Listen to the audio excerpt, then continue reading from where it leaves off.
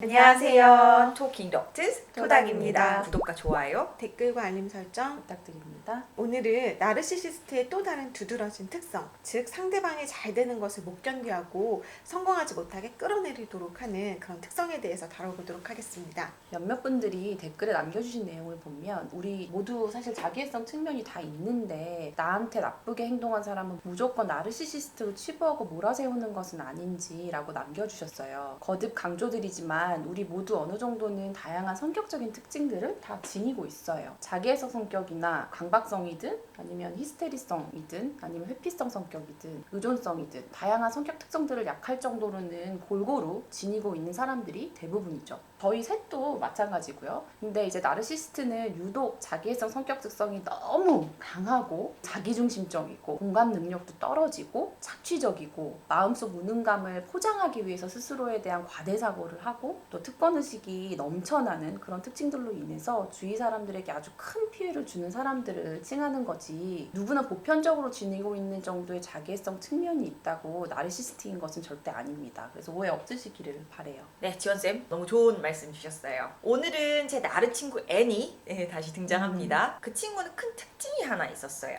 뭐냐? 우리 친한 친구 그룹 내에서 누가 한 명이 남자친구가 생기면 그 친구 앞에서 또는 뒤에서 그 남자친구에 대해서 늘 안 좋게 얘기하고 부정적으로 평가했어요. 뭐 예를 들어서 친구들의 남자친구 중 월급을 많이 주기로 알려진 직장에 다니는 남자친구에 대해서는 돈 많이 벌면 바람 잘 피워서 늘 긴장해야 한다? 뭐 이런 얘기를 하고, 또 외모가 잘생기지 않은 남자친구에 대해서는 미녀와 야수가 만났네 뭐 이런 멘트를 막 날리고, 뭐 학벌이 좋지 않은 남자친구에 대해서는 남자가 학벌이 딸리면 자격지심 심해진다? 뭐 이런 얘기들을 자주 했어요. 근데 앤이 워낙 말도 잘하고 설득력도 좋아서 친구들이 앤의 얘기에 영향을 많이 받았었어요. 저도 20살 무렵 정말 좋아하는 남자친구가 있었는데 그 친구가 뭐 객관적인 조건이 막 이렇게 잘나고 그런 친구는 아니었었어요. 그런데 이제 앤이 옆에서 반복적으로 이제 그 남자친구를 무시하는 발언을 하고 너랑 안 맞는 사람이라고 얘기를 하니까 저도 가스라이팅을 그때 어렸을 때 당해서 그 남자친구와 헤어졌는데, 그러고 나서 나중에 많이 후회했죠. 그런데 나이가 들어서 친구들이 이제 한둘 결혼하기 시작하니까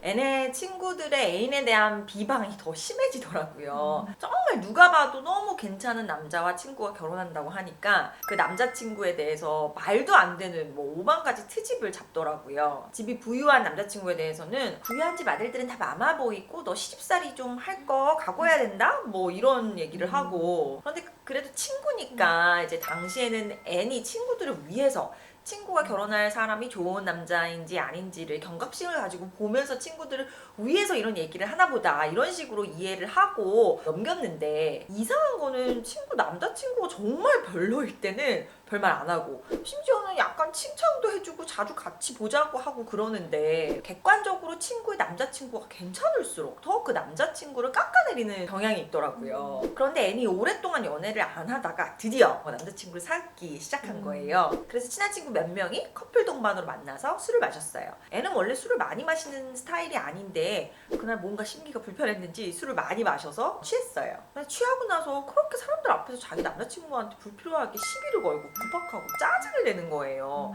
결국 둘이 자리에서 티격태격 하더니 애네 남자친구가 제가 계속 있으면 여러분이 더 불편해하실 것 같아서 저는 오늘은 먼저 들어가 보겠습니다 하고 갔어요. 그래서 제가 이제 많이 취한 애를 집에 데려다 주면서 물어봤어요. 왜 그렇게 남자친구 처음 소개하는 자리인데 남자친구 무한하게 대놓고 짜증내고 그랬어? 그랬더니 애니 취중진담을 하더라고요. 아니 같이 자리에 있던 친구 누구누구 남편 옆에 있으니까 내 남자친구가 너무 모자라 보여서 짜증났어. 옷 입은 스타일도 별로고 매너도 별로고 그냥 남친 조건 자체가 다 별로인 것 같아. 그런데 남친과 비교한 친구 남편이 과거 애니 온갖 트집을 다 잡았던 바로 그 남편이거든요. 그때 저는 왜 애니 그렇게 수년간 친구들의 남자친구와 남편들 사람들을 깎아내렸는지 깨달았어요. 바로 자기보다 친구들이 더 괜찮은 남자를 만나서 잘 되는 것이 너무 싫었던 거예요. 그래서 친구를 위해준답시고 친구의 좋은 잘난 남자친구를 엄청 깎아내려서 헤어짐을 조장하고 오히려 별로인 남자친구들을 옹호해 준 거죠. 본인은 성에 차는 남자친구를 못 만나보다 보니까 나도 못 만나면 너도 못 만나 이런 심보로 같이 친구들을 끌어내리려고 한 거죠. 그래서 정말 그때 소름 돋았던 기억이 나네요.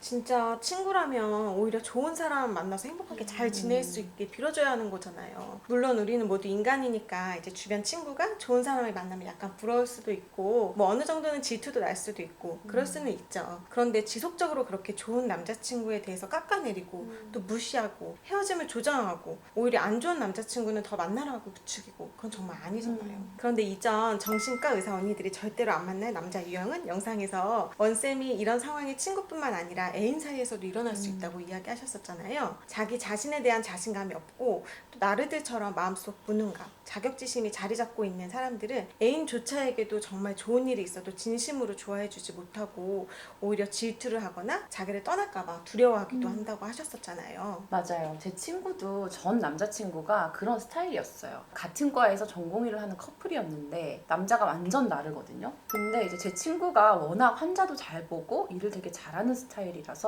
윗분들에게 엄청 신임을 많이 받았어요. 그 남자친구는 또 그러지 못했고 이제 근데 교수님들이 사람들 앞에서 제 친구 칭찬이라도 하는 날에는 남자친구가 제 친구한테 그런 얘기를 종종 했대요. 너 자꾸 교수님들한테 너무 잘하면 다른 전공의들이 좀 위축되잖아. 너 왜 그렇게 혼자 그렇게 잘하려고 하는 거냐? 분위기 파악 좀 하면서 해야지. 너 그러다가 주위 전공의들한테 괜히 미움받는다. 조심해. 막 이렇게 얘기를 했다는 거예요. 근데 그때는 친구가 남자친구가 자기를 위해서 하는 얘기인 줄 알고 아, 정말 교수님들 질문에는 알아도 모른 척 세미나도 사실 일부러 좀 덜 준비하고 그랬대요. 그리고 친구가 연구 결과를 잘 내서 교수님과 같이 해외 학회에 갈 기회가 생겼는데 남자친구가 이럴 때는 민년차 선생님한테 양보해야지. 너 그때 집안일 있어서 못 간다고 하고 민년차 선생님은 가시라고 해. 그렇게 얘기를 해서 친구가 교수님과 해외 학회에 갈 기회도 포기했대요. 근데 1년 후에 똑같은 상황이 남자친구한테 생겼는데 글쎄 남자친구는 민년차한테 양보는커녕 냅다 그냥 본인이 가더래요. 근데 결국 헤어진 계기가 교수님들이 전공의 말년에 제 친구한테 펠로우 자리를 오퍼를 했대요. 어차피 뭐 제 친구가 아니더라도 그 남자친구는 교수님들이 별로 안 좋아해서 오퍼를 아예 하지 않았을 상황이었고요. 근데 그 남자친구가 너 정말 자신 있어? 펠로우 하면 지금보다 일이 두세 배로 늘어날 텐데 감당할 수 있겠어? 그리고 지금이야 너가 교수님들한테 인정받는 것 같지만 펠로우 하면서 이러다가 실수라도 하면 오히려 지금보다 이미지만 더 안 좋아지고 너는 개인 시간도 중요시하는데 주말도 거의 없이 일하면 너가 너무 힘들어할 것 같아. 아무래도 이 자리는 역부족일 듯. 안 하는 게 좋겠어. 이런 식으로 친구의 능력을 깎아내리고 자신감을 떨어뜨리는 얘기들을 반복하더래요. 근데 남친 외에 제 친구를 진심 위해주는 가족들이나 가까운 친구들은 너 능력 한번 믿어봐. 한번 도전해보자. 힘들면 옆에서 물심양면 도울게. 그래서 친구가 그때 깨달았대요. 남친은 자신을 진심으로 위해줘서 여태 이런 조언들을 준 것이 아니라 자기보다 잘 되는 꼴을 못 봐주겠어서 자기를 끌어내리려고 이런 얘기들을 한 것이구나. 그래서 바로 헤어지고 펠로우도 하고 지금은 교수가 되었답니다. 그런데 친구나 애인 사이 외에도 부모와 자녀 간에서도 이렇게 나르에 끌어내리기가 가능하다고 아까 촬영 전에 언급을 해주셨었는데 저도 딸이 있는 엄마로서 부모 입장에서 자녀가 잘 되는 것을 바라지 않고 오히려 막 끌어내릴 수 있다는 것이 정말 이해가 가질 않아요. 네, 그런데 정말 그런 나르 부모가 있어요. 제 환자분 중에서도 엄마가 전형적 내연적 나르인 분이 계신데 그렇게 엄마가 딸을 비하하고 깎아내리는 발언을 많이 했대요. 예를 들어 외모가 예뻐서 주변에 칭찬받는 딸에게 내연 나르 엄마는 너 정말 예뻐서 사람들이 칭찬하는 거 아니고 인사치레로 하는 말인 거 다 알지? 나이 들면 외모는 한순간이다? 나도 너 때보다 너보다 훨씬 더 예뻤어. 이런 말을 하고 학교에서 성적을 잘 받아서 오면 공부만 잘하면 뭐하냐? 사람 됨됨이가 중요하지. 그렇게 집에서 공부만 하느라 집안일도 안 돕고 엄마 고생시키는 게 공부 잘한다고 무슨 소용이야. 이런 발언들을 하고 환자분이 서울에 있는 명문대학교 입학하겠다고 목표를 세우니까 야 그런 학교 아무나 가는 줄 알아? 전과목 과외하는 애들도 갈까 말까 하는데 우리 너 과외시킬 형편 안 되니까 그냥 너 수준에 맞게 준비해. 이렇게 얘기를 하고 막상 환자분이 정말 서울에 있는 명문대에 합격을 했는데 너 서울 가면 집에 자주 안 올 거잖아. 엄마 혼자 여기서 왜 이렇게 지내라는 거야? 왜 이렇게 이기적이야? 주말마다 집에 온다고 약속해야지 등록금 줄 거야. 4년 동안 너 하는 거 보면서 돈 대줘야겠다. 이런 반응들을 보였대요. 제 환자분은 지금 생각해도 어떻게 엄마가 딸한테 더 길을 살려주고 칭찬해주고 잘하도록 도움을 주기는커녕 자신을 비하하고 자기 능력을 의심하게 만들고 자기를 오히려 끌어내리려고 했는지 이해가 안 간다고 하시더라고요. 그런데 종종 그런 경우들이 있어요. 심리가 건강하지 않은 한 가정에서 정말 유일하게 괜찮은 누군가가 자신이 열심히 노력해서 그 가정 환경에서 벗어나려고 할 때 나머지 건강하지 않은 가족 구성원들은 어떤 방법을 통해서든 그게 뭐 우리를 두고 떠나는 너는 이기적이야 라는 비방을 통해서든 너가 떠나면 우리는 어떻게 살라고 하면서 죄책감을 불러일으켜서든 넌 돈도 백도 없어서 어차피 해도 안 돼 라며 본인의 능력을 의심하게 만드는 말과 행동을 통해서든 그 한 사람이 날개 달고 헐물 날아서 그 가족을 벗어나지 못하게 끌어내는 경우가 종종 있어요. 모르는 남도 아니고 부모나 애인처럼 나를 가장 사랑하고 위해줘야 하는 사람이 나를 깎아내리고 끌어내리려고 하면 정말 상처가 클 수밖에 없을 것 같아요. 정상적인 사람들로서는 도무지 이해가 안 가는 행동들인데 나르가 이렇게 행동하는 것은 분명 그 건강하지 않은 그런 심리 때문이겠죠? 우선 마음속 무능감이 가장 큰 몫을 하죠. 워낙 무능감이 크게 자리 잡고 있는 부류라 그 상대가 누가 되었든 그게 자식이든 애인이든 친한 친구이든 자기보다 더 잘난 것 같고 잘 되는 것 같으면 무능감이 자극되어서 분노감, 열등감, 자격지심 이런 부정적인 감정들이 마구 느껴지고 자기 감정을 잘 조절 못하고 정서적으로 불안정한 사람들이다 보니 그런 감정들 자체가 감당이 안 돼서 무슨 수를 써서라도 그런 감정들을 안 느끼려고 상황을 끌고 가겠죠. 그게 설령 주변 가까운 사람들이 잘 되는 것을 일부러 끌어내리려는 행위가 되더라도요. 또 공감 능력이나 상대방에 대한 배려도 없고 죄책감도 잘 못 느껴서 상대방이 자기 때문에 잘 안 된 것에 대한 미안함도 못 느끼고 상대가 느낄 속상함에 대한 공감도 전혀 없는 거죠. 또 쌤들 그 예시를 듣다 보면 나르들이 상대방을 끌어내리기 위해서 쓰는 수법들이 비슷비슷한 느낌이 들어요. N도, X 남친도, 한잡은 엄마도 다 관련된 사람들을 부당하게 깎아내리고 누가 봐도 상대방에게 좋은 기회, 좋은 상황인데 마치 그게 나쁜 것인 것처럼 교묘하게 표장을 해서 상대방에게 주입시키고 아예 도전을 못하게 능력을 발휘하지 못하게 상황을 조종했잖아요. 네, 그래서 나르들이 상대방을 끌어내릴 때 가장 잘 쓰는 수법이 가스라이팅과 상대방 비난하기예요. 있는 현실을 상대방이 왜곡해서 받아들이게끔 지속적으로 거짓이나 왜곡된 정보와 의견을 상대에게 주입하고 상대가 더 나은 선택을 하지 못하도록 조종을 하죠. 그래서 결국 당하는 사람은 자신의 능력을 의심하게 되고 미래를 위한 정말 좋은 선택인데 마치 그게 나쁜 선택인 것처럼 느끼고 결국 나르에게 끌어내림을 당하는 거죠. 근데 처음부터 이런 나르들을 알아보는 게 실생활에서는 쉽지는 않을 것 같아요.